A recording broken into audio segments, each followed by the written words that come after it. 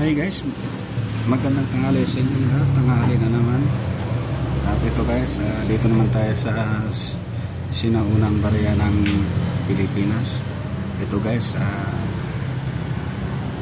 sasabihin ko sa inyo kung ano ang mga binibili ko sa ngayon.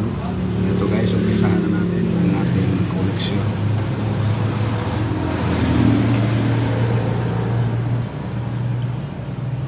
Ito guys, 5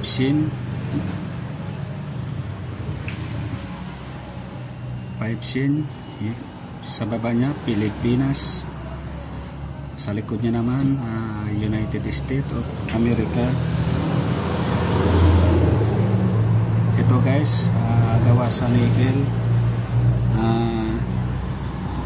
Yung year niya naman guys is 1923.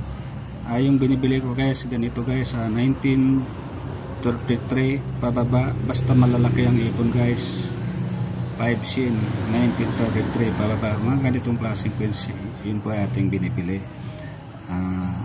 Okay, next tayo, dito naman tayo sa number 2. 5 sin uli.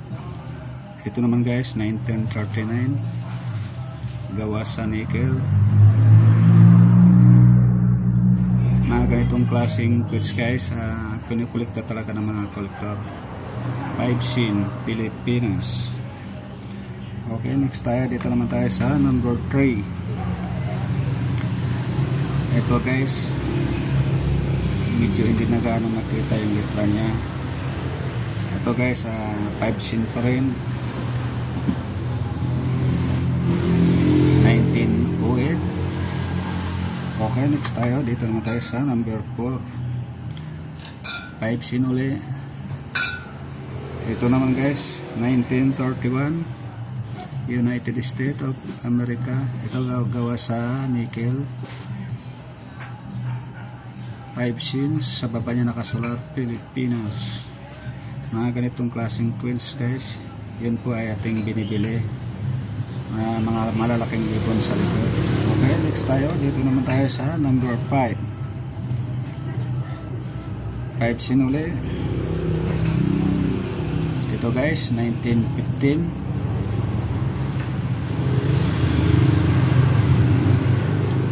5 sin Pilipinas, sa likod niya United States of America, gawa sa nickel.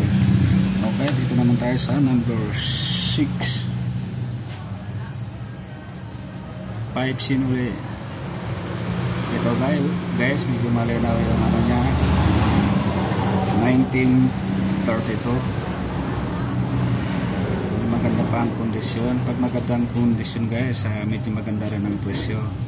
Pero pag pudpud na, talagang yun po ay mababa na ang value. Pero pag maganda, talaga may presyo din siya, dahil na it's isang kinukoleksyon sa mga kolektor, mga ganitong malalaki ang ibon sa likod.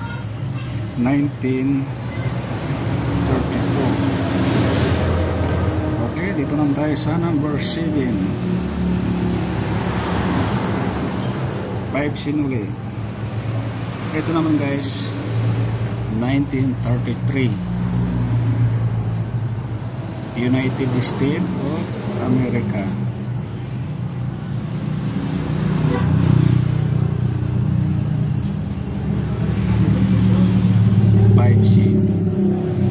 Pilipinas. Okay, dito naman tayo sa number 8.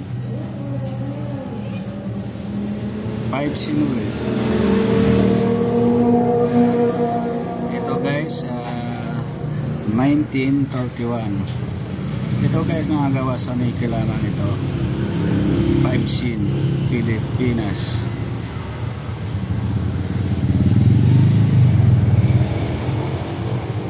Okay, dito naman tayo sa number 9. 5 sin uli. Medyo magandang kondisyon guys. Ito guys, 1932, United States of America. 5 sin. Ang kagandahan dito guys, may nakasulat na United States of America. Dahil tayo noon wala pa tayong kakayahan gumawa ng pera, kaya tinulungan tayo ng United States of America. Kaya may nakasulat sa likod na United States of America. Ito guys, 1932. Ito ay gawa lamang sa nickel. Okay, next tayo.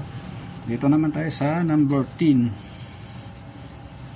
5 sin. Medyo pudpud na rin na guys. 5 sin pa rin to, pero mas malaki siya. 5 sin. United States of America. Ito guys, 1903. 5 sin na 1903. Ito guys, may kamahalan talaga. Pag maganda kondisyon, may kamahalan talaga. 1903, 1904, 5 sin. Yun po ay mataas ang halaga. Basta maganda ang kondisyon. Ito guys, 1903, medyo pudpud na. Halos hindi mga makita yung taon niya. Pero mas malaki siya kaysa 5 sin na mga 1930, 1932. Ito guys, makikita nyo. Mali talaga siya. Ito ang mas malaki.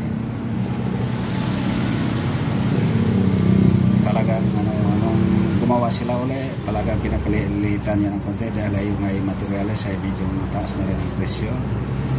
Kaya nagpalit sila.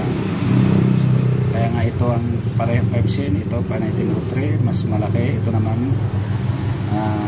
1932, mas maliit kaysa 1903. Pero parehong 5 sin. Okay, maraming salamat sa inyong panonood. Sana hindi kayo magsasawa sa panonood ng video ko. Bye-bye.